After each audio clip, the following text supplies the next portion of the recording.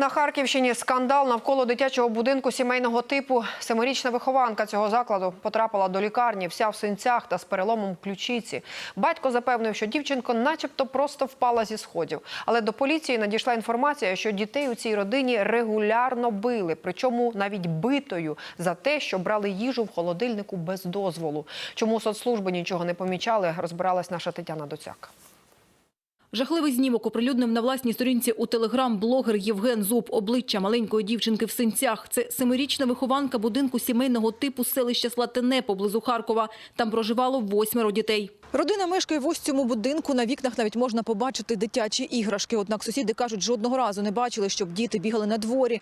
Або бодай хтось з батьків гуляв із дитячим візочком. Нині у будинку не світяться вікна, ніхто й не відчиняє. Честно, я их вообще никогда не видела, детей. Вот это, может, и странно, что дети никогда не были за двором. Ту семью тоже видела, как мужчина мусор выставляет и все. Коли дівчинку госпіталізували, лікарі жахнулися. Чисельні синці на шиї, обличчя розпухло, зламана ключиця. Поступила дитина, вона знаходиться зараз під наглядом медичного персоналу.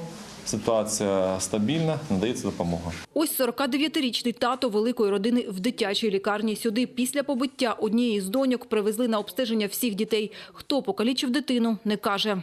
Ви душили ребенка, сломана ключиця. Що ви робите? Звідки в дівчинки купа синців, не хоче говорити й мама. Поліції тато повідомив, що донька впала зі сходів. Буде проводитися експертизи, яким шляхом вони були отримані, яка природа їх появи, чи дійсно впала дитина зі сходів, чи ні. Буде встановлено вже слідством. Для 4 дітей ці чоловік та жінка були батьками, для решти – вихователями. За зарплату держава платила і за утримання дітей. Та до поліції надійшла інформація, методи, якими виховували дітей, жахають. 7-річну дівчинку начебто побили за те, що порвала книжку. Решту дітей, твердили правоохоронцям, били битою, якщо брали їжу з холодильника без дозволу. Поліцейські допитують сусідів, шукають свідків. Начальниця соцслужби у справах дітей Дергачівського району заявила, родина зразкова. Так а чего детей не забираете? Дальше будем разбираться. Что сейчас детей не забираете? Детей положат в реабилитационный центр. В какой центр? Ребенка сломали ключицу, ребенка душили. Мы по заявлению родителей уложим в больницу для обследования, чтобы их положить в реабилитационный центр. Діти перебувають в лікарні, згодом їх переведуть до обласного центру соцзахисту дітей. Родину створено всього рік тому, ніяких скарг чи заяв про неналежне ставлення до дітей не надходило.